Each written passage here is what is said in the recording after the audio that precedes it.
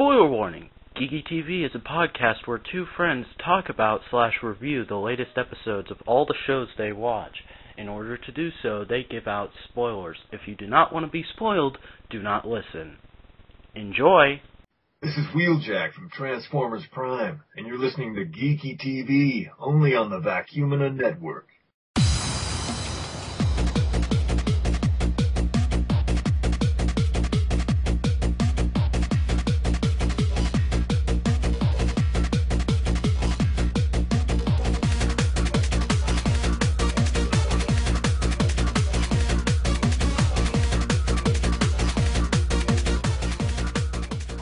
Welcome to Geeky TV, brought to you by the Vac and Network. I'm your host, the Vacunator, and I am joined by...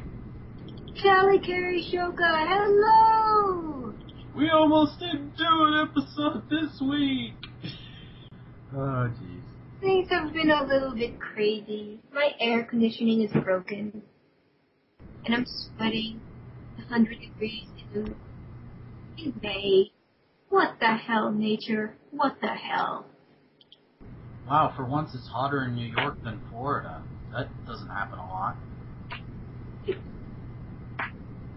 Anyways,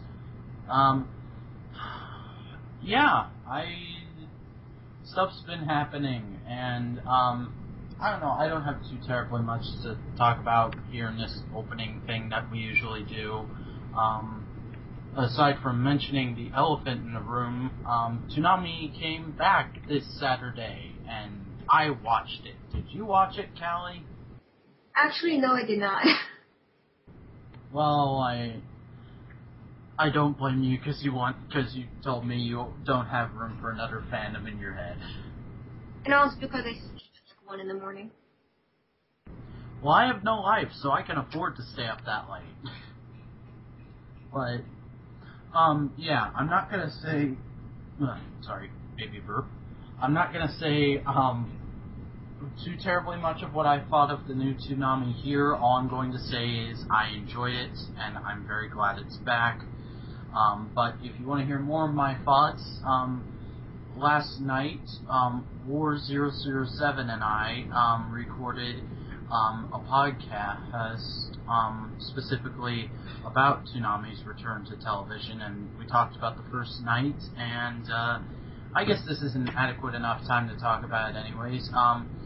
War is going to get his own segment on this show, starting next week, where he's going to give his thoughts on this week's Toonami overall. I know it's a block of television, so that's kind of weird to do, but it's better than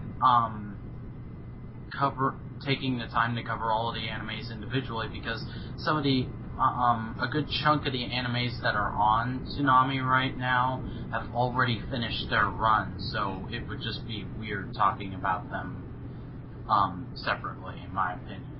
But yeah, that's going to be happening starting next week, so look forward to that.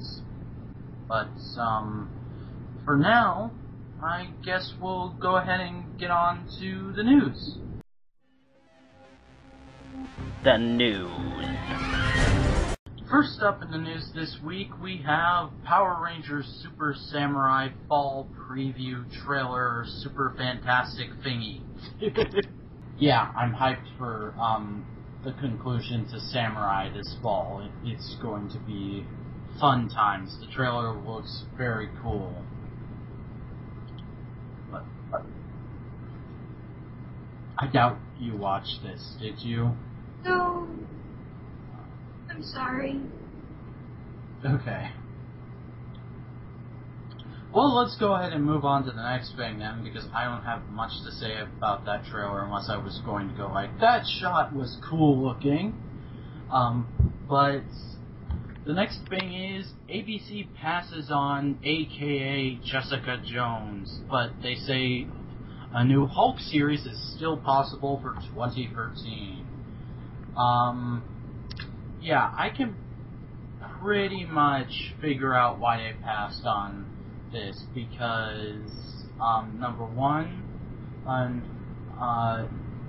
Jessica Jones isn't exactly the biggest Marvel character out there, and I just don't think a lot of people would find her very relevant, and plus, her actual comic was called Alias, and ABC had a show a few years called Alias at the same time that comic was running, so be a lot of confusion there.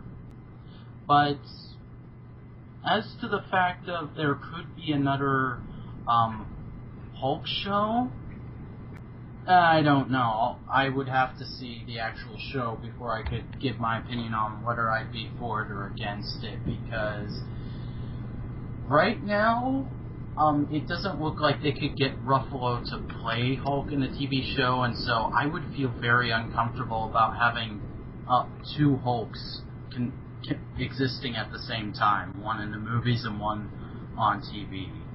And I frankly have no opinion on this stuff because I don't really watch TV much. And usually I watch series on TV as they come and hardly notice when they end. 90% of the time. I'm like the weirdest passive-aggressive TV watcher. Yeah. New shows time. Yay! New shows. Green Lantern, the animated series. First off in the new shows, we have Green Lantern, the animated series, Season 1, Episode 13, Homecoming.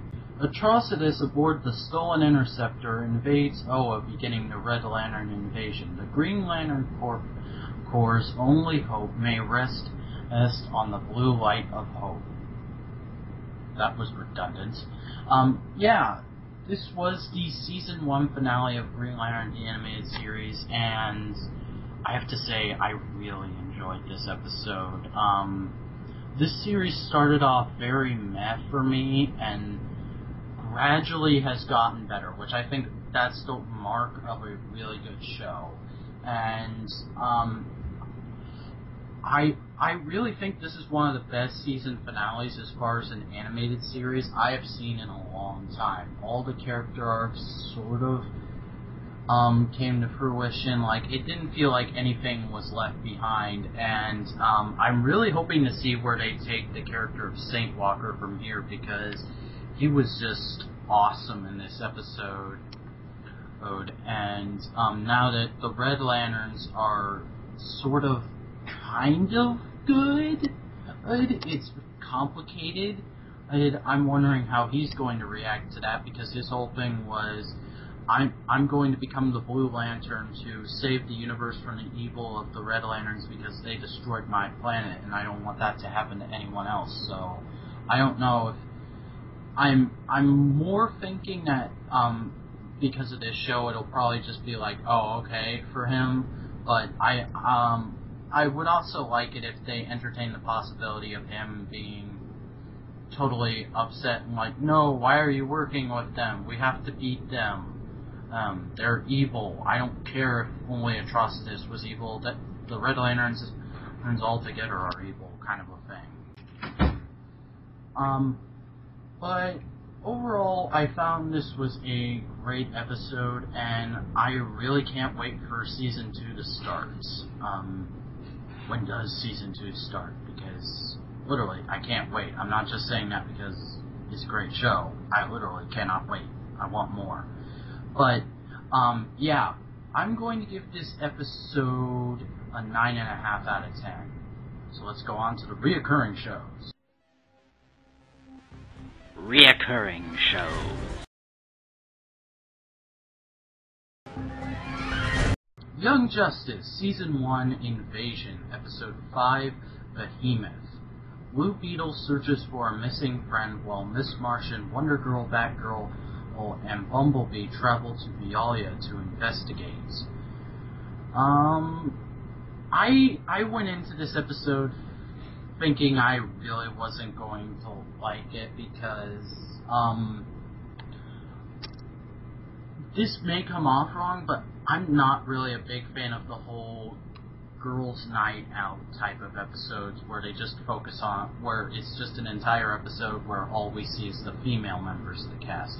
I'm not sexist in any way, I'm just saying generally those episodes aren't handled very well in shows, so very rarely have I enjoyed one of those kind of episodes. But this episode I really enjoyed because I don't know anything about Wonder Girl, and the whole thing was primarily focusing on the fact of right now she's the newbie on the team. She's the one who's just become a superhero and is excited and all this kind of stuff. Like, I can't believe I'm getting to do this. I have powers and it was fun seeing her be all energetic and be told, like, no, Cassie, you need to stay and be the lookout. We need stealth, not go and hit everything.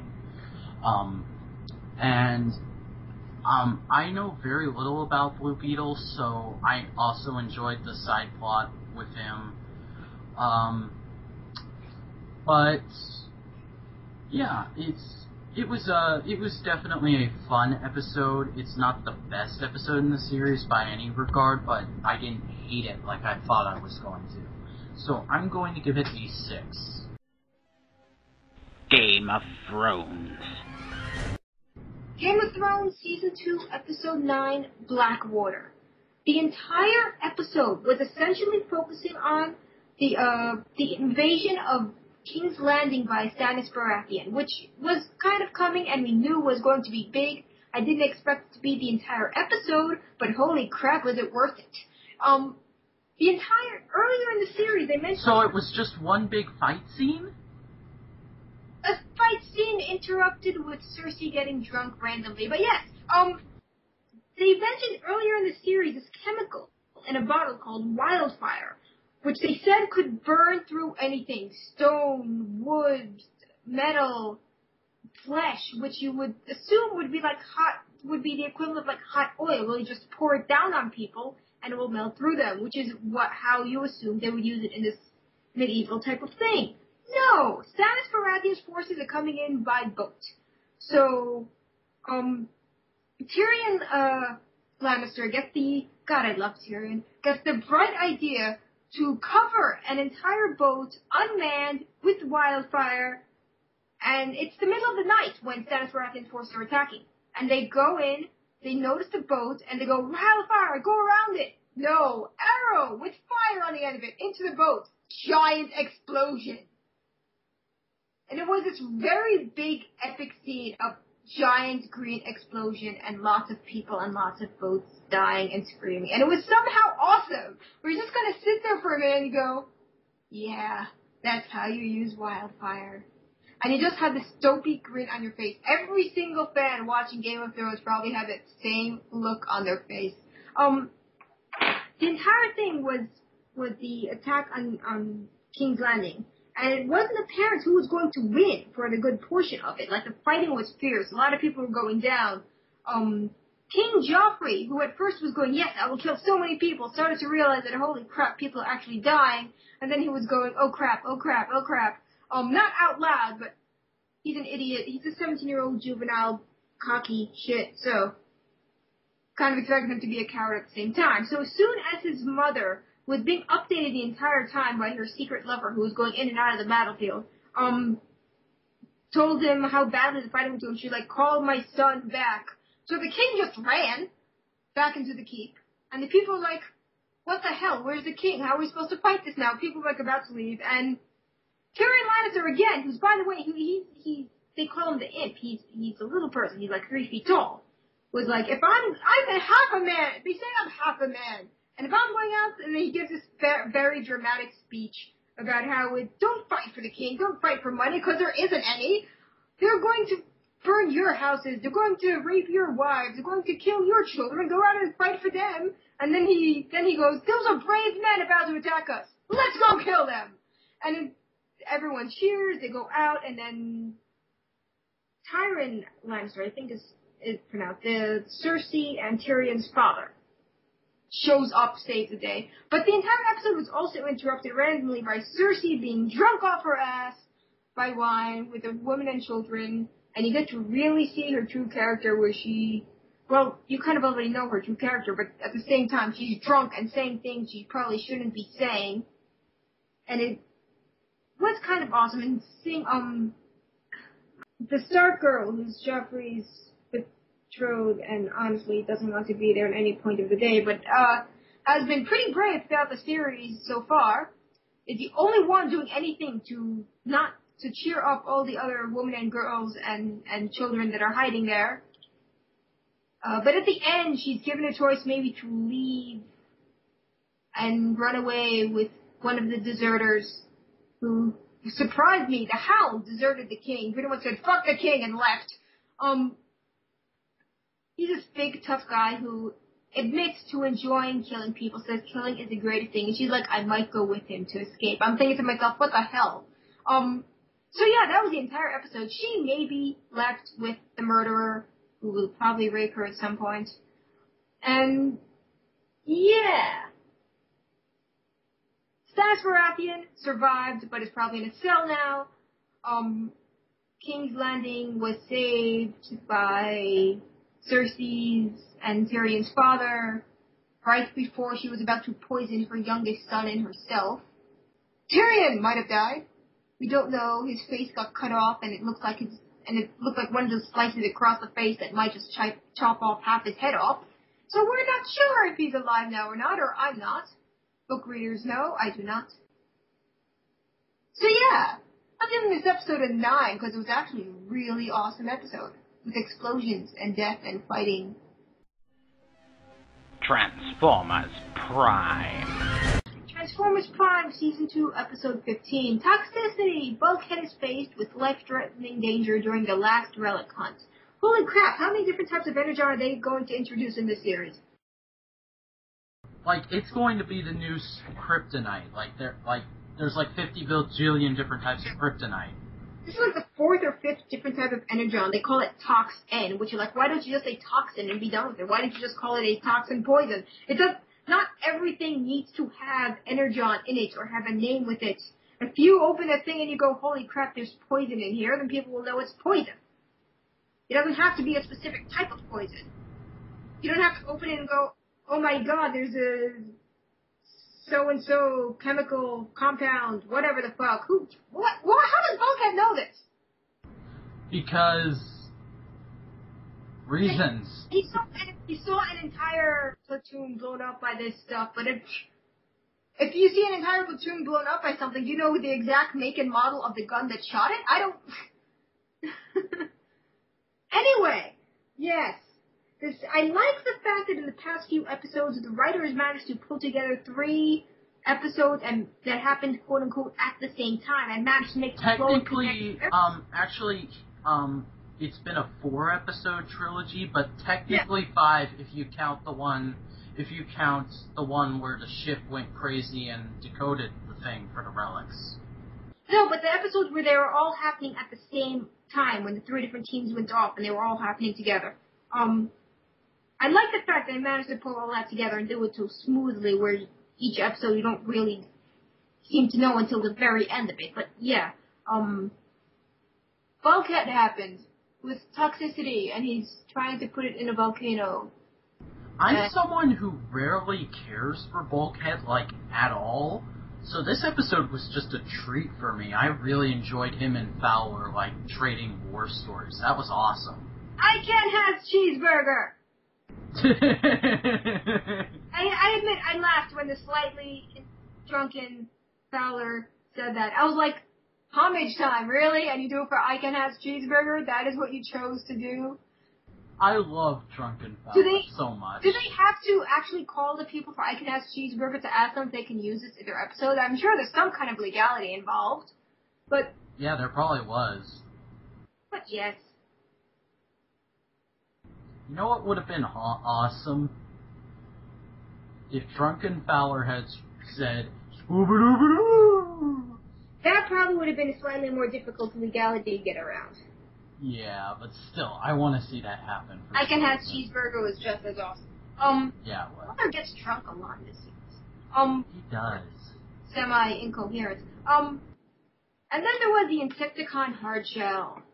First named Insecticon in this series. I really like that. Insecticons confuse me because they're introduced or proven to be badasses, then they're not badasses, then they're badasses again. Then there's one who's more badass than the others, but apparently not as badass as the first one. So I have no idea what the hell's going on with them.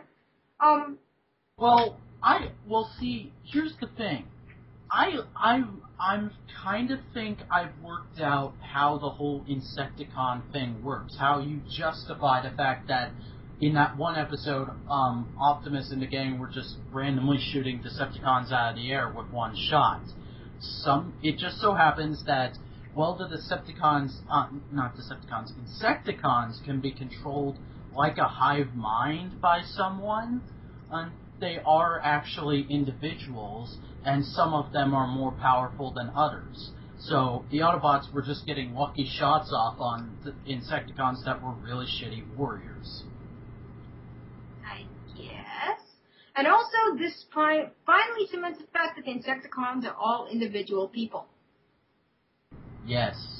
And if I don't mention this, someone will in the comments, so David K. back in Transformers. Yeah. Woo! He wants me to make a Puggle of Parcho. Yeah, he's got you making like 8 Puggles. 3 of them.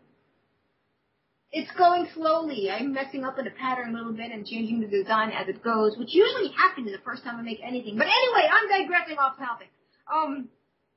It was an interesting episode, but I'm going to give it a 7.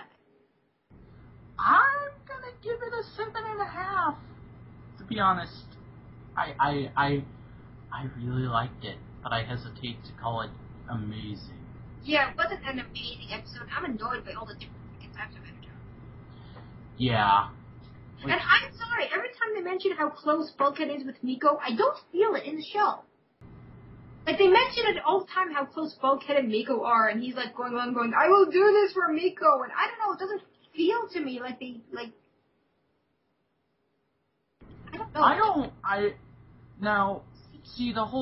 Now, they've always had moments like that in Transformers where they've said these two characters have a complete bonds, like, it's just a Transformers thing to have a certain Transformer and a certain human have a bond, and I've never really felt it. The only 2 characters I've ever actually liked it with are Jack and RC in this series.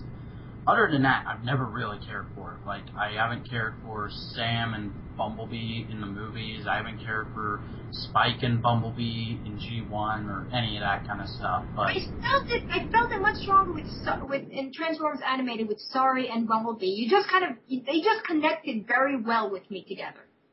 See, I never really thought, like, Sorry had a bond with any of the bots in particular. I thought she just had a bond with all of them. Like, yeah, that too. Like, she fit in with them a lot better than these kids do with Transformers Prime, I think. Probably because they do a lot of stupid shit together. Like, Sorry and Bumblebee will just run off in the middle of something, to do stupid, juvenile things that feel right for them. Like an 8-year-old girl and whatever the hell TFA Bumblebee passed where they showed him as a kid too. It just felt right. I think TFA Bumblebee's like 13 in real life. Yeah, this one I feel like the relationship feels kind of forced on the audience. That's how I feel. Yeah, but yeah, this was a good episode, but it definitely wasn't great.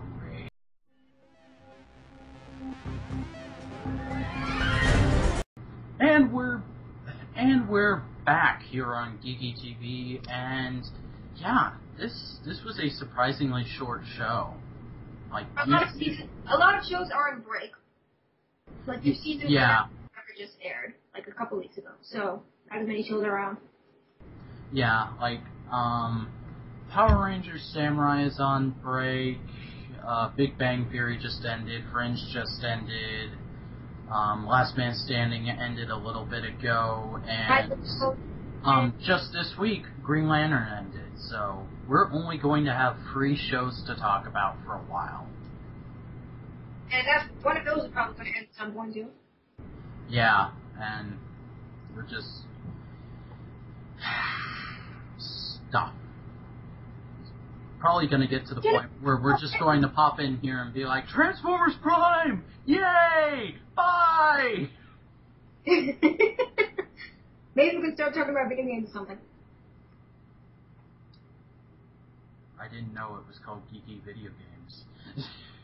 I don't know. Something to fill it. Yeah. We're just mumbling at this point. But yeah, I am... Our audience doesn't care. We hardly have one. Hey, we get like 7 views a week. That's more than I expected. Including the 3 people that work with us. Anyways, yeah, let's just do the links and stuff. Thank you for listening to Geeky TV. There are many ways you can get in contact with us and leave feedback for the show. You can go to our sorry. I was interrupted by a burp. You can go to our official site, thevacuumnetwork.tumblr.com. You can subscribe to us here on YouTube to get every episode of Geeky TV as it comes out. That's youtube.com/users/thevacuumnetwork. I'm Vacuuminator on YouTube. Cally, what is your YouTube name? Cally Carey Shoka. CALLYKARISHOKKA. And we have and you can follow us on Twitter at thevacuumnet, at Vacuuminator, and at Cally Carey Shoka. Cally, do you have an up-and-coming shop fill you want to plug, or is commissions coming up or something like that? No, because I have puzzles to make for David K. Okay, then. So, until next time, this is The Vacuuminator and Cally Carey Shoka saying, I has cheeseburger.